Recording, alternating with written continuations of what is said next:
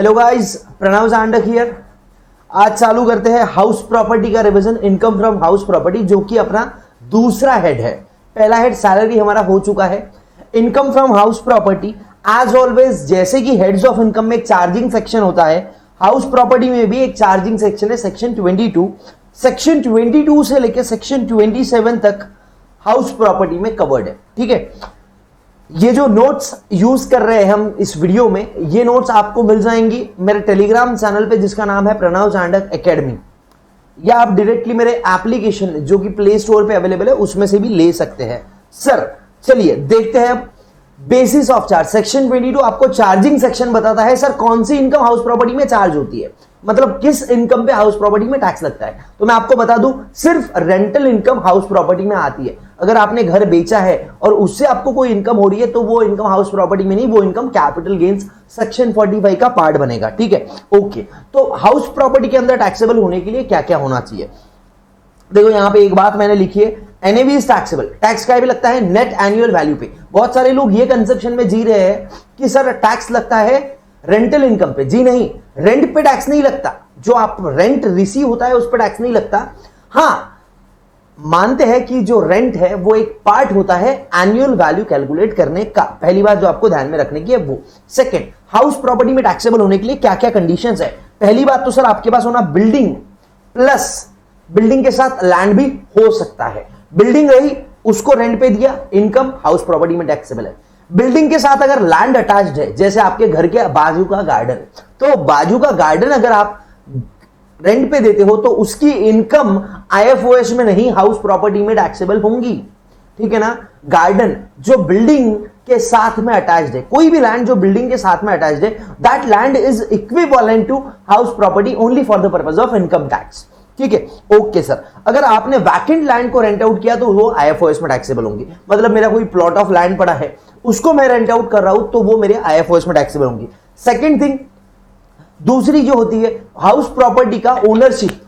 House property का ownership जिसके पास रहता है उसके ही हाथों में इनकम टैक्सेबल होती है। और थर्ड थिंग, ये जो हाउस प्रॉपर्टी है ये आपने बिजनेस के लिए यूज नहीं करना चाहिए। मतलब मान के चलो मेरे पास एक गोडाउन है, वो गोडाउन को मैं यूज कर रहा हूं अपने बिजनेस के लिए, तो वो गोडाउन से होने वाली इनकम हाउस प्रॉपर्टी का पार्ट नहीं है, वो सेक्शन 30 पीजीबीपी में पढ़ेंगे अपन। ठीक है, ओके। तो क्या क्या कंडीशन है। पहला सर बिल्डिंग होना।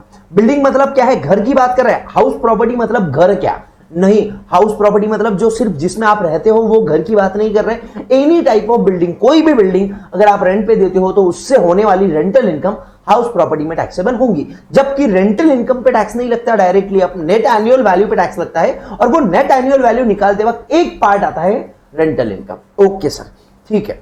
दूसरा सर ओनरशिप होना हाउस प्रॉपर्टी का। और ओनरशिप कब होना, असेसमेंट ईयर में नहीं, गलत। ओनरशिप कब होना, प्रीवियस ईयर में।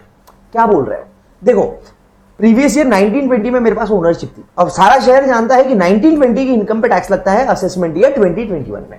तो असेसमेंट ईयर 2021 में जब टैक्स लगने वाला था तो वो घर मैंने बेच दिया, तो क्या मेरे को वो इनकम पे टैक्स लगेगा अभी भी? जी हाँ। क्यों? क्योंकि हाउस प्रॉपर्टी आपके पास प्रीवियस ईयर में ओनरशिप की बात कर रहे हैं। प्रीवियस ईयर में आपके पास हाउस प्रॉपर्टी थी क्या? जी हाँ थी।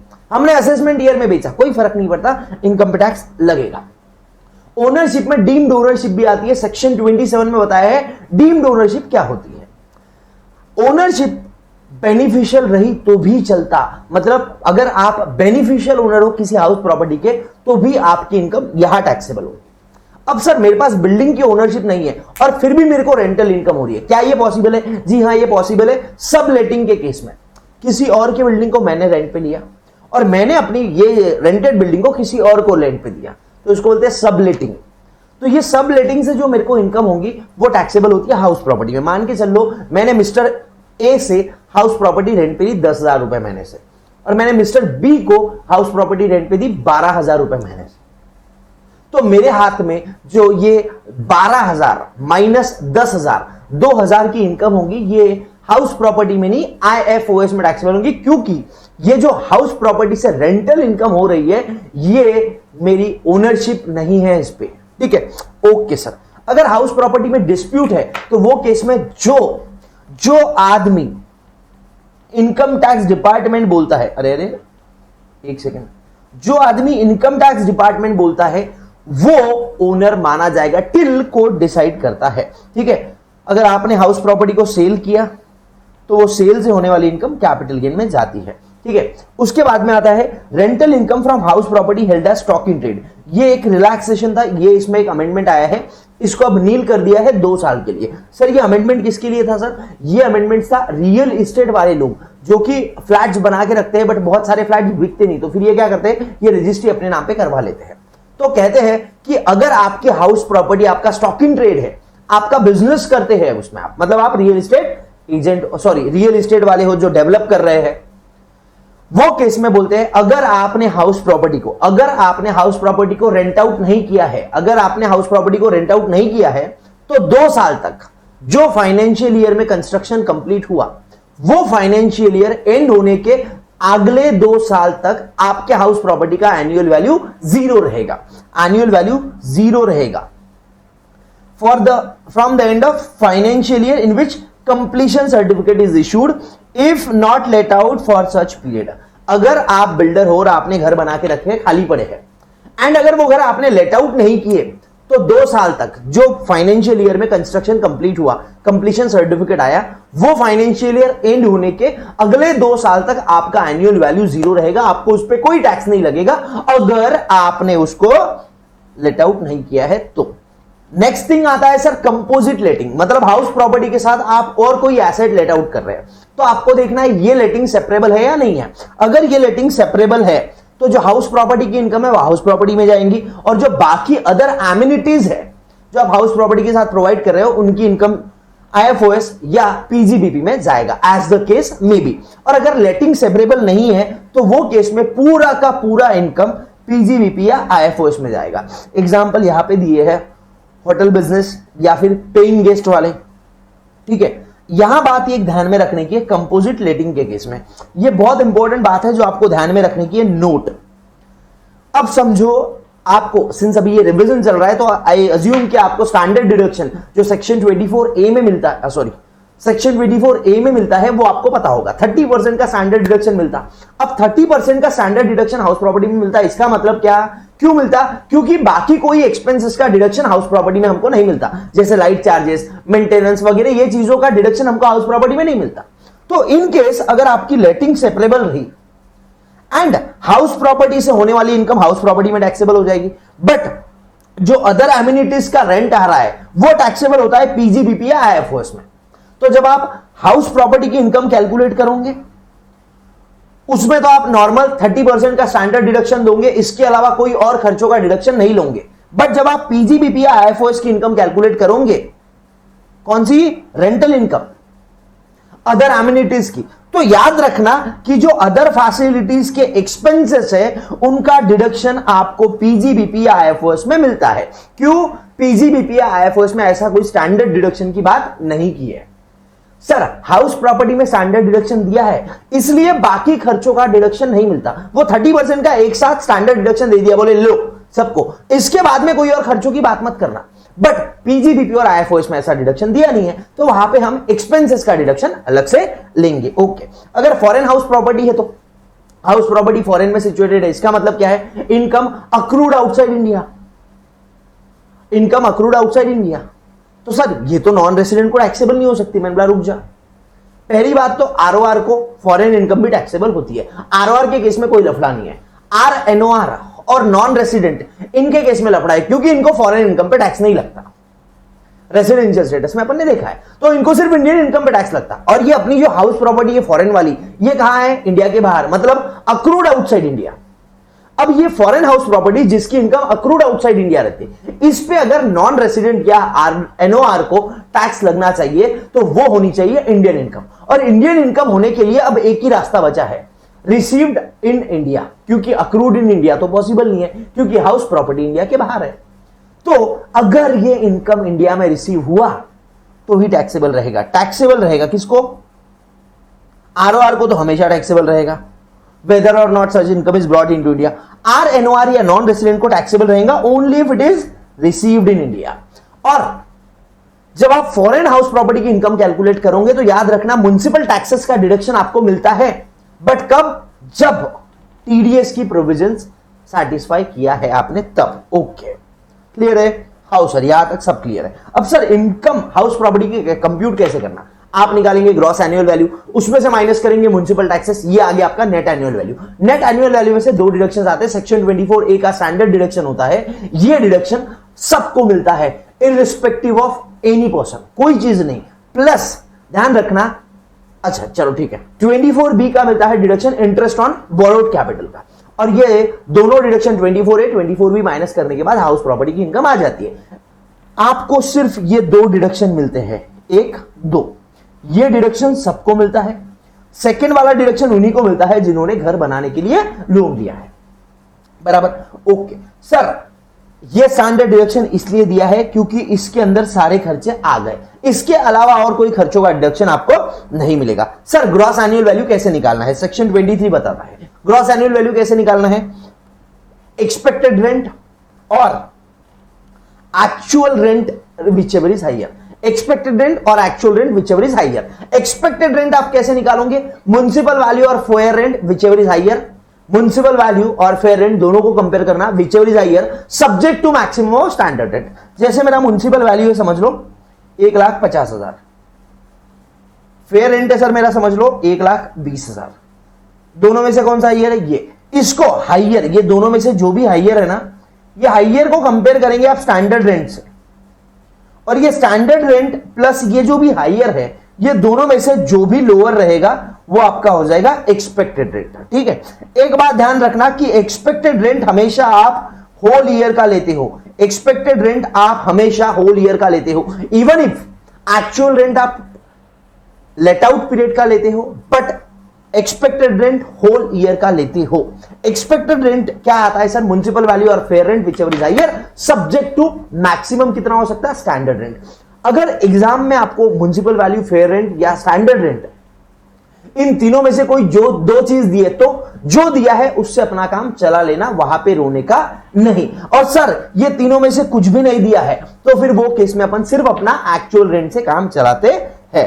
ओके, तो देखो सर एक्सपेक्टेड रेंट कैसे आएगा? हाइयर ऑफ म्युनिसिपल वैल्यू और fair rent subject to maximum of standard rent, subject to maximum of standard rent. Actual rent expected rent को कंपेयर करेंगे सर हम एक्चुअल रेंट से, और एक्चुअल रेंट कैसा आता है? पहली बात तो मैं बताता हूं आपको, अच्छा पहली बात लिख लेना, एक्सपेक्टेड रेंट पूरे साल का लेना है, एक्चुअल रेंट सिर्फ लेट आउट पीरियड का लेना है। लेट आउट पीरियड मतलब जितने टाइम के लिए आपने प्रॉपर्टी को लेट आउट किया था, वैकेंसी का इसमें कंसीडर मत करना। आई नो बहुत सारे ऑथर्स अलग से देते हैं, बट इंस्टीट्यूट वैकेंसी का अलग ट्रीटमेंट देता है, और मैं जो आपको ट्रीटमेंट पढ़ाने वाला हूं वो इंस्टीट्यूट के हिसाब से रहेगा। रेंट रिसीवेबल, जितने टाइम के लिए आपने प्रॉपर्टी लेट आउट किया उतने टाइम का कितना रेंट था, माइनस अनरियलाइज रेंट। अगर कुछ ऐसा रेंट है जो रियलाइज नहीं हो पाया, अनरियलाइज है, तो वो रेंट आपको माइनस करने का है। ग्रॉस एनुअल वैल्यू क्या आएगा? एक्सपेक्टेड रेंट और एक्चुअल रेंट रिसीवेबल और received whichever is higher. PC note क्या बोलता है? वैकेंसी लॉस बोले तो rent for vacant period not included in actual rent receivable. इसमें हम ARR निकालते वक्त वहां लिख के रख दो, this should be calculated only for let out period. Okay, अब कुछ केसेस बनाई हुई है वो देखो एक बार। Let out property with vacancy, कभी कभी ऐसा होता है कि प्रॉपर्टी लेट आउट करते हैं बट कुछ वैकेंसी रहती है, तो आपको क्या करना है? आपको एक्सपेक्टेड रेंट कैलकुलेट करना है पूरे साल का, इवन इफ घर वैकेंट था। एक्सपेक्टेड रेंट पूरे साल का, एक्चुअल रेंट ARR जो आप निकालेंगे वो लेट आउट पीरियड के लिए ही निकालना। ठीक है, ओके। अब सर ये स्टेप्स है जो कि आपको कंसेप्चुअल होती है, बट मैंने लिख दिया सो दैट आप एक बार इसको एटलीस्ट पढ़ ले। अब क्या होता है? अब आप कंपेयर करोगे ARR को, अब आप कंपेयर करोगे ARR को एक्सपेक्टेड रेंट के साथ। अगर ARR actual rent expected rent से ज्यादा है तो एक्चुअल रेंट आपकी GAV बन जाएगा, कोई लफड़ा नहीं है। अगर एक्चुअल रेंट एक्सपेक्टेड रेंट से ज्यादा है तो लफड़ा कब है? जब एक्चुअल रेंट एक्सपेक्टेड रेंट से कम है। अगर एक्चुअल रेंट एक्सपेक्टेड रेंट से कम है तो हमको देखना पड़ेगा if actual rent is less than expected rent, तो वो केस में हमको देखना पड़ेगा क्या वैकेंसी की वजह से है। अगर ये वैकेंसी की वजह से रहा तो इन दैट केस GAV अपना क्या रहेगा? Actual rent. ठीक है। और ये अगर अदर रीजंस की वजह से, जैसे अनरियलाइज रेंट्स वगैरह वगैरह की वजह से है, अगर ये अदर रीजन की वजह से है, तो वो केस में अपना जीएवी रहेगा एक्सपेक्टेड रेंट। ये टेबल ध्यान में रखना बहुत इंपॉर्टेंट है। अब सर ये वैकेंसी की वजह से है या नहीं है, ये जानने के लिए हमने क्या करना, तो मैं आपको एक टिप देता हूं, ये ध्यान से सुनो। आपने क्या करना, जो आपका एक्चुअल रेंट है, एआरआर आ रहा है, इसमें सिर्फ वैकेंसी ऐड करके चेक करना। वैकेंसी ऐड करके चेक करने के लिए बोल रहा हूं मैं, ये सिर्फ चेक करने के लिए निकालना। यहां पे एक अमाउंट निकल जाएगा आपका, और इसको, ये अमाउंट को कंपेयर करना एक्सपेक्टेड रेंट से। ये कब की बात है, अगर actual rent ARR is less than expected rent, तो आप क्या करोगे, आप पहला स्टेप करोगे, एआरआर में वैकेंसी ऐड करोगे। वैकेंसी जो भी अलाउंस है, जितने भी टाइम का वैकेंसी है वो ऐड करोगे। ये जो भी अमाउंट आएगा इसको आप कंपेयर करोगे। अब मान के चल लो, मैं आपको बता देता हूं, अपना ARR was less than expected rent. अपना एआरआर था 90,000 और एक्सपेक्टेड रेंट था 1,00,000 रुपए। अब मैं क्या करूंगा, मान के चलो 3 महीने की मेरी वैकेंसी थी, तो मैं क्या करूंगा, एआरआर में वैकेंसी अलाउंस ऐड कर दूंगा। 90,000 का मेरा एआरआर था और 30,000, 3 महीने मतलब 30,000, 10,000 पर मंथ का रेंट मानते हैं, 30,000 मेरा था वैकेंसी अलाउंस। तो मैंने ये ऐड करके सिर्फ चेक किया, ये जानने के लिए कि अगर ये वैकेंसी नहीं होती थी तो क्या मेरा एक्चुअल रेंट एक्सपेक्टेड रेंट से कम आता था। नहीं सर, अगर ये वैकेंसी नहीं होती थी ना, तो आपका एक्चुअल रेंट 1,20,000 आता था, जो कि एक्सपेक्टेड रेंट 1,00,000 से ज्यादा है। इसका मतलब क्या है, अब जो आपका एक्चुअल रेंट एक्सपेक्टेड रेंट से कम है, वो वैकेंसी के वजह से है, वो वैकेंसी के वजह से है। आई रिपीट, हम क्या करेंगे, एक्चुअल रेंट में वैकेंसी अलाउंस ऐड करके चेक करेंगे कि क्या मेरा एक्चुअल रेंट एक्सपेक्टेड रेंट से वैकेंसी की वजह से कम आ रहा है। अगर ये जो रिजल्टिंग फिगर है वो एक्सपेक्टेड रेंट से ज्यादा रहा, इसका मतलब मैं समझ जाऊंगा कि ये 30,000 का साला मेरा वैकेंसी था ना, इसलिए मेरा ये एक्चुअल रेंट एक्सपेक्टेड रेंट से कम आ रहा था, बराबर। तो in that case my actual rent, that is actual rent is equals to 90,000। This will be my GAV, gross annual value. ठीक है, ओके। अब आप वीडियो पॉज करके ये लिख लेना, बहुत इंपॉर्टेंट है। और अगर दूसरे रीजन की वजह से रहा, जैसे अनरियलाइज रेंट वगैरह वगैरह, तो वो केस में एक्सपेक्टेड रेंट मेरा GAV रहेगा। सेल्फ ऑक्यूपाइड हाउस प्रॉपर्टी या अनऑक्यूपाइड हाउस प्रॉपर्टी, तो दो सेल्फ ऑक्यूपाइड हाउस प्रॉपर्टी का ग्रॉस एनुअल वैल्यू नील होता है। दो सेल्फ ऑक्यूपाइड हाउस प्रॉपर्टी रह सकती है, दो सेल्फ ऑक्यूपाइड हाउस प्रॉपर्टी को आप अपना घर बना सकते हो, इस बार का है। सिर्फ ये इंडिविजुअल HUF के लिए है।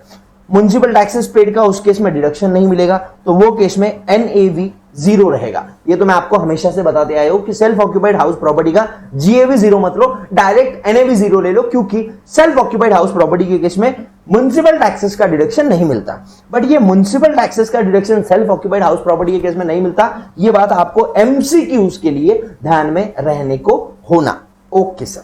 उसके बाद अगर कोई हाउस प्रॉपर्टी है जिसको आपने आधे पार्ट के लिए लेट आउट किया है, आधे पार्ट के लिए आपने सेल्फ ऑक्यूपाई किया है, तो एक्सपेक्टेड रेंट और एक्चुअल रेंट को जब आप कंपेयर करोगे तो एक्सपेक्टेड रेंट को अपन पूरे साल का लेंगे और लेट आउट जो एक्चुअल रेंट है उसको सिर्फ लेट आउट पीरियड का लेंगे और इनको कंपेयर करके भिड़ा देंगे। ठीक है, इसमें वैकेंसी की बात आती नहीं है क्योंकि हमने खाली रखा था, सेल्फ ऑक्यूपाई किया था। सर ये गलत है ना? देखो, ये जो मैंने आपको 1 2 3 4 केसेस दिए हैं, ये 5 केसेस, ये पांचों केसेस मैंने जिस तरीके के क्वेश्चंस आते हैं वो तरीके के एनालिसिस करके बनाई हुई है। तो इसमें नो इफ नो बट ये काम का है, बात ध्यान में रखना। Deemed late out property, deemed late out property मतलब प्रॉपर्टी लेट आउट करते नहीं है बट हम मानते हैं। समझ लो मेरे पास 4 घर है और चारों घर में मैं ही रहता हूं। सुबह एक जगह उठता हूं, शाम को दूसरे जगह, दोपहर में खाना कहीं और खाता, दोपहर में सोने कहीं और जाता और रात को कहीं और वापस आता हूं। तो in that case 4 self occupied house property का बेनिफिट मेरे को मिलेगा क्या? तो बोलते नहीं, आप किसी भी 2 घर को अपना सेल्फ ऑक्यूपाइड मान सकते हो। तो इन दैट केस क्या होगा, इसका एक क्वेश्चन है मिस्टर गणेश वाला इंस्टीट्यूट के मॉड्यूल में, सेम टू सेम मेरे एररलेस टैक्सेशन की बुक में भी है, वो पढ़ लेना। अगर आपके पास 2 से ज्यादा घर है एंड सारे के सारे सेल्फ ऑक्यूपाई के लिए है। अगर आपके पास ये कैसे लिखा है, अगर आपके पास 2 से ज्यादा घर है और आपने सारे के सारे सेल्फ ऑक्यूपाई किए हैं, तो इन दैट केस 2 घर को सेल्फ ऑक्यूपाइड मानेंगे और बाकी घर को डीएलओपी मानेंगे। ग्रॉस एनुअल वैल्यू क्या रहेंगी सर डीएलओपी की? ऑब्वियसली एक्सपेक्टेड रेंट, क्योंकि एक्चुअल रेंट तो रहेगा नहीं, क्योंकि हम चारों के चारों घर में या तीनों के तीनों घर में खुद रहते थे। तो जो भी एक्सपेक्टेड रेंट है तो वो अपना डीओपी जीएबी हो जाएगा। और सेल्फ ऑक्यूपाइड हाउस प्रॉपर्टी का जीएबी 0 होता है। अब समझो ये बात को क्या बोल रहा हूं मैं। मेरे पास 3 घर है, H1, H2, H3। तो अब क्या करना, तो आप क्या करोगे, तीनों का एसओपी मान के पहले वैल्यू निकाल लोगे, बाद में तीनों को लेट आउट प्रॉपर्टी मान के निकाल लोगे। फिर आप क्या करोगे, 3 ऑप्शंस लगाओगे। पहले ऑप्शंस में पहले घर को एसओपी मानना, दूसरे और तीसरे घर को लेट आउट मानना, सॉरी पहले और दूसरे घर को सेल्फ ऑक्यूपाइड मानना। आई एम सॉरी पहले और दूसरे घर को, ऑप्शन 1 क्या रहेगा, पहले और दूसरे घर को आप सेल्फ ऑक्यूपाइड मानना, तीसरे घर को लेट आउट मानना। सेकेंड ऑप्शन क्या रहेगा, दूसरे और तीसरे घर को सेल्फ ऑक्यूपाइड मानना, पहले घर को लेट आउट मानना। तीसरा ऑप्शन रहेगा, तीसरे और पहले घर को आप मानेंगे सेल्फ ऑक्यूपाइड और दूसरे घर को मानेंगे आप लेट आउट। और ये तीनों की इनकम जो भी है, जो मिनिमम इनकम वाला पार्ट है, वो आपका आंसर रह जाएगा। सर नहीं समझा, ये उसको नहीं समझा जिसने क्वेश्चन नहीं किया था। जिसने क्वेश्चन किया है उसको समझ गया होगा। एंड सिंस ये रिविजनरी लेक्चर से मैं क्वेश्चंस नहीं करवा सकता आपको, ठीक है बेटा, ओके। फिर अब बहुत इंपॉर्टेंट पार्ट आता है जिसमें बहुत सारे बच्चे गलती करते हैं। सिंगल घर, एक घर है जिसके 2 पोर्शन है और एक पोर्शन लेट आउट है, दूसरा पोर्शन सेल्फ ऑक्यूपाइड है। तो अब क्या करना, तो कुछ नहीं करना है सर। सेल्फ ऑक्यूपाइड जो पार्ट है उसका जीएबी नील रहता है, ठीक है। म्युनिसिपल टैक्सेस का डिडक्शन मिलता नहीं, हमको पता है। अब पूरा का पूरा घर है, आधा लेट आउट है, आधा सेल्फ ऑक्यूपाइड है। तो आधे घर की जो कीमत आप आधे घर की जो इनकम निकालोगे ना, सेल्फ ऑक्यूपाइड मान के निकालना, और बचे हुए घर की जो ये है इनकम निकाल रहे हो आप, लेट आउट मानना। सिंपल सी बात है, एक बात बताता हूं, ऐसा मानो ही मत कि 2 घर है, एक घर है, ऐसा मानो कि 2 अलग अलग घर है, आधा बीच में दीवार, आप अपने मन से डाल दो और दोनों घर की अपनी अपनी ये निकाल लो इनकम। सिर्फ ध्यान रखना कि जब आप एक म्युनिसिपल टैक्सेस निकालोगे तो सेल्फ ऑक्यूपाइड पोर्शन में म्युनिसिपल टैक्सेस का डिडक्शन नहीं मिलेगा, और जब आप लेट आउट पार्ट की इनकम निकालोगे तो उसमें म्युनिसिपल टैक्सेस का डिडक्शन आधा मिलेगा। प्लस जो आप रेंट लोगे, देखो क्या क्या रहता, एक्सपेक्टेड रेंट, अरे बाप रे, expected rent, actual rent receivable. Obviously sir self late out property का निकाल रहे हैं तो एक्सपेक्टेड रेंट जो है वो आधा लेना। क्यों? क्योंकि जो एक्सपेक्टेड रेंट दिया रहेगा एग्जाम में वो पूरे पार्ट का दिया रहेगा। जो एआरआर है वो पूरा लेना पड़ेगा, क्योंकि ऑब्वियसली लेट आउट प्रॉपर्टी का ही एआरआर दिया है। ये सेल्फ ऑक्यूपाइड जो अपनी प्रॉपर्टी है आधी, समझ लो ये पूरी प्रॉपर्टी है, इसमें से आधा सेल्फ ऑक्यूपाइड है, वो आधा दिख नहीं रहा बट आप आधा मान लो, आधा सेल्फ ऑक्यूपाइड है, आधा लेट आउट है। और ये पूरे घर का आपको एक्सपेक्टेड रेंट के पार्ट्स दिए रहेंगे, मतलब म्युनिसिपल वैल्यू, फेयर रेंट वगैरह वगैरह। तो आपको क्या करना है, एक्सपेक्टेड रेंट निकालते वक्त आधी आधी चीजें लेना है। Actual rent obviously late out property का ही दिया रहेगा तो ये पूरा लेना है, ठीक है। म्युनिसिपल टैक्सेस जो है वो आधे लेने के हैं, लिख के रख दो जिसको ध्यान में नहीं रहता। म्युनिसिपल टैक्सेस है ये आधे लेने के, आपका नेट एनुअल वैल्यू आ जाएगा। इसमें से स्टैंडर्ड डिडक्शन लेना पड़ेगा, वो 30% नॉर्मल ले लेंगे नेट एनुअल वैल्यू का, ठीक है। इंटरेस्ट ऑन बोरोड कैपिटल निकालते वक्त ऑब्वियसली आपको जो लोन दिया रहेगा वो पूरे घर के लिए दिया हुआ रहेगा, तो इंटरेस्ट ऑन बोरोड कैपिटल पूरे घर का निकालना, आधा लेट आउट को देना, आधा सेल्फ ऑक्यूपाइड को देना। लेट आउट के केस में बिना कोई लिमिट के पूरे इंटरेस्ट का डिडक्शन मिल जाएगा, बट सेल्फ ऑक्यूपाइड प्रॉपर्टी के केस में याद रखना 30,000 और 2 लाख की लिमिट की, ठीक है, ओके। यहां मैंने आपको सारी चीजें लगभग बता दी। म्युनिसिपल टैक्सेस का डिडक्शन मिलता क्या, for let out property expected rent shall be computed on proportionate basis, limit on section interest under section 24B 30,000 और 2 लाख काय के लिए, सेल्फ ऑक्यूपाइड प्रॉपर्टी के लिए। और वहां पे एक और बात लिख लो, वहां पे लेट आउट प्रॉपर्टी के लिए municipal taxes proportionate basis, interest वो भी प्रोपोर्शनेट, ठीक है, ये लिख के रख दो। ओके, उसके बाद में म्युनिसिपल टैक्सेस का डिडक्शन मिलता ग्रॉस एनुअल वैल्यू से। अगर म्युनिसिपल टैक्सेस ओनर ने पे किए हैं तो, और वो भी प्रीवियस ईयर में, मतलब प्रीवियस ईयर में ओनर जितने भी म्युनिसिपल टैक्सेस पे करता है उसका डिडक्शन उसको मिलता है, चाहे वो टैक्सेस पुराने साल के रहे क्यों ना हो, ठीक है ना। मतलब पिछले 5 साल के म्युनिसिपल टैक्सेस के पेमेंट मैंने पूरा का पूरा इस साल किया, तो मेरे को इस साल पिछले 5 सालों के म्युनिसिपल टैक्सेस का डिडक्शन नहीं मिल जाएगा, और पिछले 4 साल या जो पुराने ईयर्स है उनका डिडक्शन मेरे को तब नहीं मिलाऊंगा क्योंकि मैंने तब वो पे नहीं किया था, ठीक है। मैं कौन हूं सर? मैं हूं ओनर, ओनर ने पे करना चाहिए। अगर टेनेंट ने पे किया तो ओनर माइनस नहीं कर सकता। फॉरेन म्युनिसिपल टैक्सेस का डिडक्शन मिलता क्या? जी हां, फॉरेन म्युनिसिपल टैक्सेस का भी डिडक्शन मिलता अगर आपने टैक्स काटा है तो। और म्युनिसिपल टैक्सेस, ये इंपॉर्टेंट पॉइंट है, म्युनिसिपल टैक्सेस का अगर मान के चलो आपको रिफंड मिला तो in that case they are not taxable, it is not taxable, ठीक है। ये केस लॉ था। अब एक और बात बताता हूं आपको, कभी कभी कोई बच्चे मेरे को पूछते हैं सर अगर हमने आगे के म्युनिसिपल टैक्सेस का पेमेंट अभी से कर दिया तो इस पे बहुत सारे इश्यूज आए हुए हैं जिसमें बोले हुआ है कि नहीं, आप फ्यूचर के म्युनिसिपल टैक्सेस का पेमेंट अभी नहीं कर सकते, तो डिडक्शन मांगने की प्रैक्टिकलिटी में कोई बात ही नहीं बनती है, ठीक है। क्योंकि बच्चा तो कुछ भी सोच सकता ना, तो बच्चा ये भी सोच सकता अगर मैं पुराने देता तो डिडक्शन मिलता, तो अगर मैंने आगे का दिया तो डिडक्शन मिलेगा क्या? तो बेटा आगे का देना डिडक्शन मिलने की जरूरत ही नहीं है या बात ही नहीं आती, क्योंकि प्रैक्टिकली आगे के म्युनिसिपल टैक्सेस देने की बात कोई करता नहीं है, ठीक है। ओके सर, उसके बाद में जीएबी में से एनएबी, म्युनिसिपल टैक्सेस माइनस हो गए, एनएबी आ गया। एनएबी में से आपको मिलता है सर स्टैंडर्ड डिडक्शन, कितना सर? 30% का स्टैंडर्ड डिडक्शन मिलता, फ्लैट मिलता, सबको मिलता। एनएबी का 30% डिडक्शन मिलता है, ठीक है। इसके अलावा कोई और डिडक्शन नहीं मिलता हाउस प्रॉपर्टी में, बाकी कोई भी खर्चा आप कर लो तो उसका डिडक्शन नहीं मिलता। तो अब समझो, जब क्वेश्चन के अंदर दिया रहता ना कि हाउस प्रॉपर्टी के हमने लाइट रेट चार्जेस किए और फिर उसके बाद में हमने मेंटेनेंस चार्जेस किए, अरे कुछ फर्क नहीं पड़ता, हमने तुमको 30% का डिडक्शन दे दिया, बाकी सबको गोली मारो, ठीक है।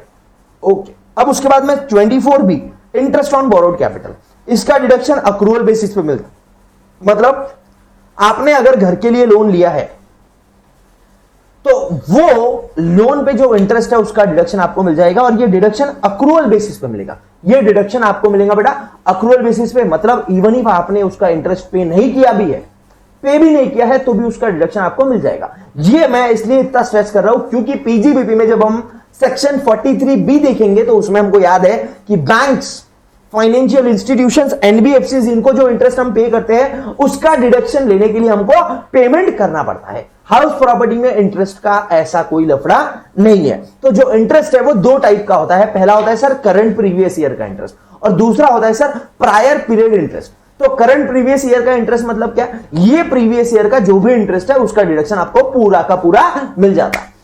प्रायर पीरियड का जो भी इंटरेस्ट है उसका डिडक्शन आपको मिलता जिस साल बिल्डिंग का कंप्लीशन हुआ, जिस प्रीवियस ईयर में बिल्डिंग का कंस्ट्रक्शन कंप्लीट हुआ, वो प्रीवियस ईयर से मिलना चालू हो जाता, और ओवर द 5 इयर्स मिलता, 1/5 1/5 ओके सर। देखो करंट ईयर का कोई लफड़ा नहीं है। अब करंट ईयर का इंटरेस्ट का डिडक्शन मिलेगा कि नहीं मिलेगा, दिस विल डिपेंड ऑन कि क्या आपका लोन अभी भी आउटस्टैंडिंग है। लोन आउटस्टैंडिंग है जो प्रीवियस ईयर की आप बात कर रहे हो, अपन जैसे प्रीवियस ईयर 1920 की बात कर रहे हैं, अगर प्रीवियस ईयर 1920 में लोन आउटस्टैंडिंग है तो वो लोन पे जो इंटरेस्ट है उसका डिडक्शन प्रीवियस ईयर में मिल जाएगा। अगर लोन आउटस्टैंडिंग नहीं है तो उसका डिडक्शन नहीं मिलेगा, ऑब्वियस सी बात है, ठीक है। बट हो सकता लोन हमने रीपे कर दिया हो पिछले साल, बट प्रीवियस प्रायर पीरियड का इंटरेस्ट ये साल में डिडक्टिबल हो सकता, that will depend on question to question, ठीक है। तो देखो sir, pre construction prior period जो रहता उसको बोलते हैं pre construction interest. Sir pre construction interest का डिडक्शन कब मिलता, कैसे मिलता? प्री कंस्ट्रक्शन पीरियड क्या होता है? अरे रुक जाओ, शांति रखो भैया। हाँ, तो देखो आपको क्या देखना है, पहली बात देखो, बहुत हार्ड में आएगा, मैं आपको सिंपल बता देता हूं। आपने देखना है कंप्लीशन का प्रीवियस ईयर, जो प्रीवियस ईयर में कंप्लीशन हुआ वो आपका करंट ईयर रहेगा, वो आपका करंट ईयर रहेगा। मान के चलो 1920 की अपन बात कर रहे हैं, प्रीवियस ईयर 1920 की, और अगर प्रीवियस ईयर 1920 में कंस्ट्रक्शन कंप्लीट हुआ तो 1920 आपका हो गया करंट ईयर। अगर ये कंस्ट्रक्शन 1819 में कंप्लीट हुआ तो 1819 से आपको करंट ईयर का पूरा डिडक्शन मिलना चालू हो जाएगा। क्या बोल रहे सर, ये करंट ईयर क्यों बोल रहे हैं, मैं बताता हूं आपको। देखो, जो प्रीवियस ईयर में कंस्ट्रक्शन कंप्लीट हुआ वो प्रीवियस ईयर करंट ईयर में आ गया। इसके पहले का 31 मार्च, इसके पहले का 31 मार्च जो रहेगा वहां पे आपका प्री कमेंसमेंट पीरियड खत्म हो जाएगा। और ये शुरू कहां से होगा, डेट ऑफ बोरोइंग से, ऑब्वियसली डेट ऑफ बोरोइंग से। और अगर कंप्लीशन के पहले आपने यहां पे कहीं आसपास, ये देखो यहां पे कंस्ट्रक्शन कंप्लीट हो रहा, ये कंस्ट्रक्शन कंप्लीट हो रहा, बताता हूं एग्जांपल के साथ भी बताता हूं, उसके पहले का 31 और बोरोइंग आपने यहां से किया और इसके दौरान ये बीच में आपने कहीं यहां पे रीपे कर दिया लोन को, तो इन दैट केस यहां पे कंस्ट्रक्शन खत्म हो जाएगा। समझो मैंने 16 फरवरी 2016 को लोन लिया, ठीक है, 25 अगस्त 2018 में कंप्लीशन हुआ कंस्ट्रक्शन का, ठीक है, और अपन बात कर रहे हैं प्रीवियस ईयर 2019-20 का। तो देखो सर, डेट ऑफ बोरोइंग से लेके तो ये 25 अगस्त है ना, यहां कंप्लीट हुआ ना, तो इसके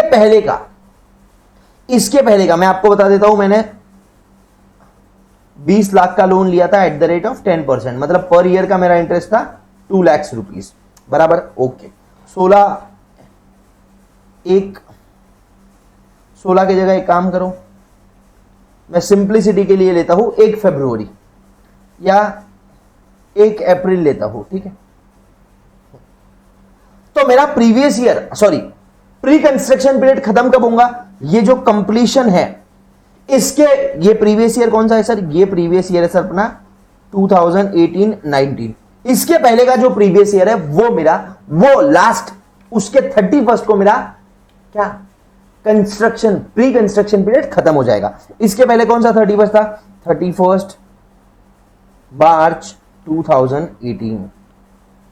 मतलब मेरा प्री कमेंसमेंट पीरियड कहां से कहां तक रहेगा, प्री कमेंसमेंट पीरियड 1/4/2016 से लेके तो 31/3/2018 तक, मतलब 16, 17, 17, 18, मतलब 4 लाख रुपए का जो मेरा इंटरेस्ट है उसका डिडक्शन मिलेगा मेरे को ओवर द 5 ईयर्स, 1/5, मतलब मेरे को डिडक्शन मिलेगा 80,000 रुपए पर ईयर का, स्टार्टिंग फ्रॉम जो साल मेरा कंस्ट्रक्शन कंप्लीट हुआ। कंस्ट्रक्शन कब कंप्लीट हुआ, प्रीवियस ईयर 18-19 में, मतलब प्रीवियस ईयर 18-19 में मेरे को कितना डिडक्शन मिलेगा, करंट ईयर का 1 लाख, सॉरी करंट ईयर का 2 लाख प्लस प्री कंस्ट्रक्शन का 80,000, 2,80,000 रुपए। आई होप ये आपको क्लियर होगा, और ये बहुत कॉमन पॉइंट है जिसमें दिक्कत जाती है बच्चों को। तो मैं तो हमेशा उनको बोलता हूं कि जो कंस्ट्रक्शन कंप्लीशन का डेट है उसको भूल जाओ, कंप्लीशन का ईयर देखो, इसके पहले वाला जो प्रीवियस ईयर है वहां के 31 को, उसके 31 को आपका प्री कंस्ट्रक्शन पीरियड खत्म हो जाता है। या सिंपल देखना, date of completion certificate, date of issue of completion certificate, वो डेट के पहले का जो 31 मार्च है वहां पे आपका प्री कंस्ट्रक्शन पीरियड खत्म हो जाएगा। और मान के चलो अगर आपने यहां पे 1 जनवरी 2018 को लोन रीपे कर दिया तो इन दैट केस यहां से लेके तो यहां तक 1/6 देके तो 1/1/2018, ये इतना टाइम रहेगा अपना pre construction period. And in that case current year का कोई इंटरेस्ट ही नहीं रहेगा, क्यों, क्योंकि करंट ईयर में कोई लोन आउटस्टैंडिंग था ही नहीं। Okay, I hope this is quite clear. आप एग्जांपल लिख लीजिएगा, ठीक है। Pre construction interest deductible in 5 successive year from previous year of completion. जो प्रीवियस ईयर में कंप्लीशन होता वो प्रीवियस ईयर एंड उसके अगले 4 प्रीवियस ईयर में इसका डिडक्शन मिलता 1/5, 1/5, 1/5, 1/5, 1/5। स्टार्ट कब होता, डेट ऑफ बोरिंग, खत्म कब होता, earlier of, date of repayment, अगर आपने रिपेमेंट पहले कर दिया तो। और 31st March coming before completion of construction. Construction of completion of construction का जो भी डेट दिया उसके पहले का जो 31st मार्च है वह आपका खत्म हो जाता है।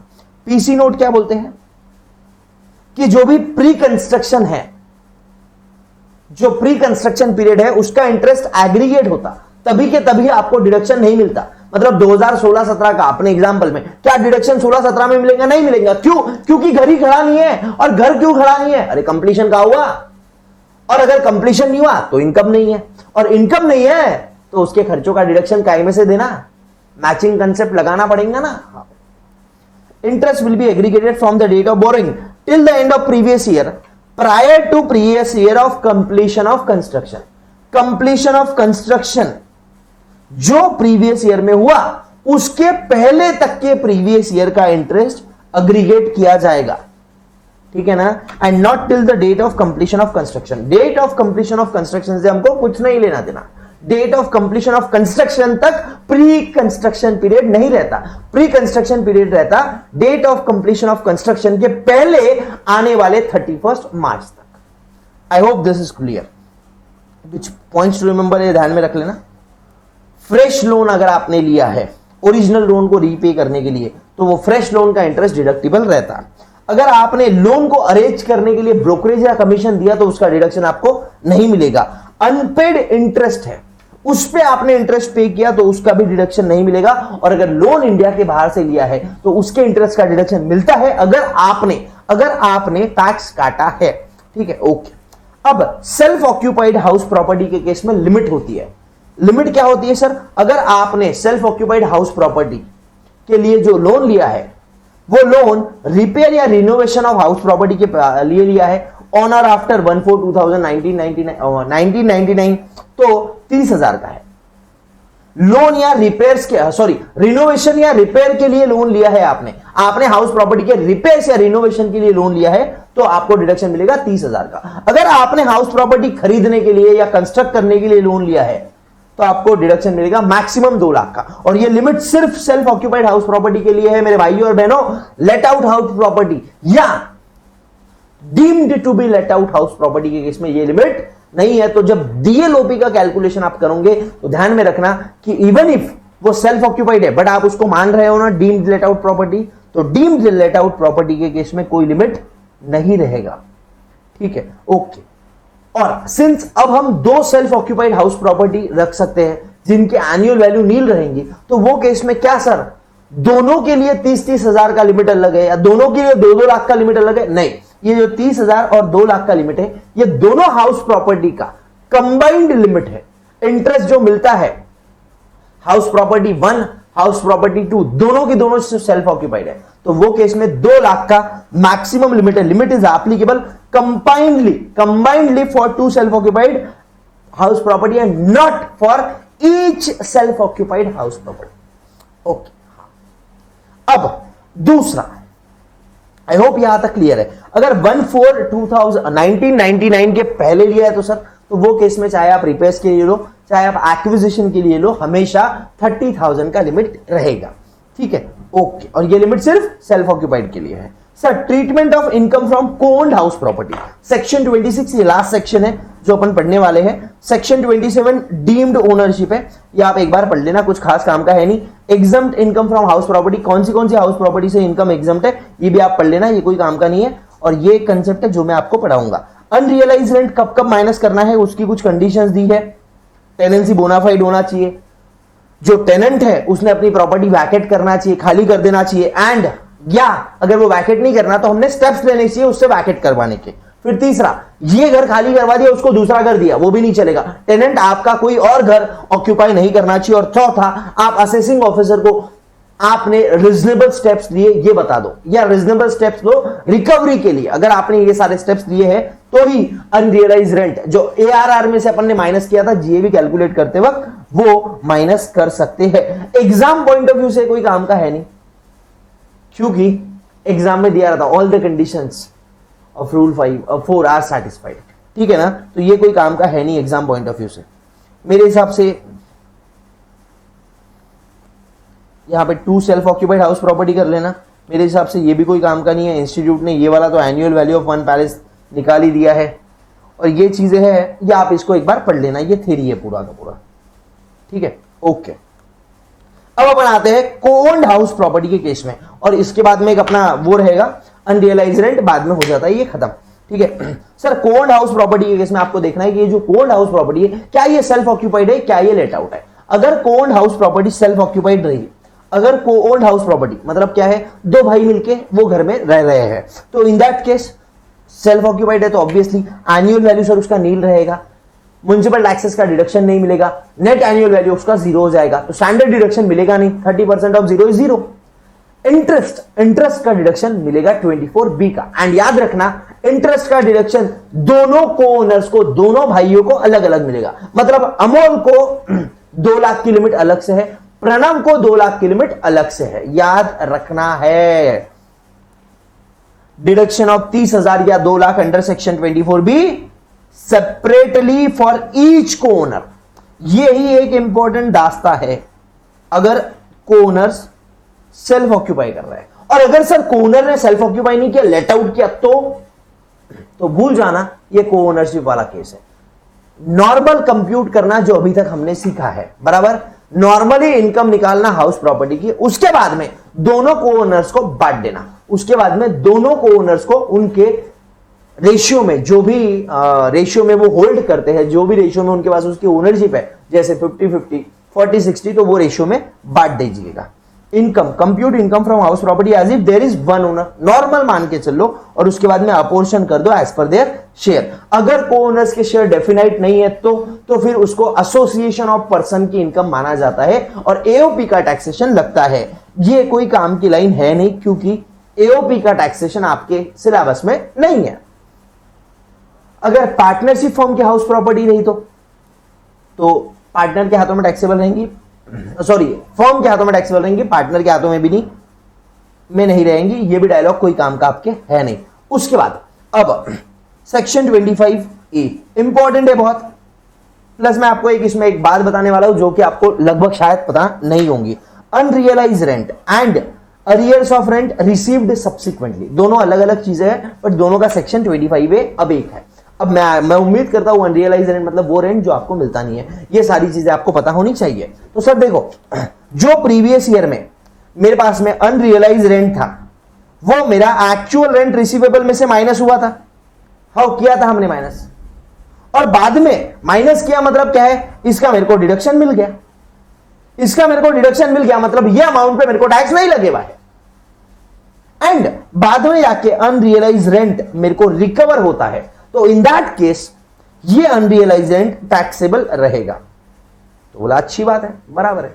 बट फिर मेरे दिमाग में अंदर आया, मैंने असेसिंग ऑफिसर को बोला, देख अगर ये अनरियलाइज रेंट मेरे को तब मिलता था, तब मेरे को 30% का डिडक्शन मिलता था, तो अब तू दे। तो उसने बोला चल ठीक है, तेरे को 100% नहीं, तेरे को 70% अनरियलाइज रेंट या अरियर्स ऑफ रेंट जो मिला है उसका 70% अमाउंट टैक्सेबल रहेगा। ठीक है, okay. Taxable at 70% of the amount received कब, in the previous year of receipt. अब एक डायलॉग लिखा है, only such amount which was allowed as deduction earlier is taxable. सिर्फ उतना ही अमाउंट, जितने अमाउंट का पहले डिडक्शन मिला था उतने ही अमाउंट पे टैक्स लगेगा। क्या बोल रहे हो सर? मैं बोलता हूं जितने अमाउंट का, डायलॉग लिख लो एक, मैं बोलता हूं जितना URR, जितना अनरियलाइज रेंट पहले डिडक्शन मिला था, जितने अनरियलाइज रेंट का पहले डिडक्शन मिला था, उतना अनरियलाइज रेंट ही टैक्सेबल रहेगा। बताता हूं आपको, मेरा एक्सपेक्टेड रेंट था, अच्छा इसको अच्छे से लिखते, किधर है भाई, ये क्वेश्चन मेरे साथ लिख लीजिएगा। मेरा एक्सपेक्टेड रेंट था 1,20,000, मेरा ARR एक्चुअल रेंट था 1,30,000,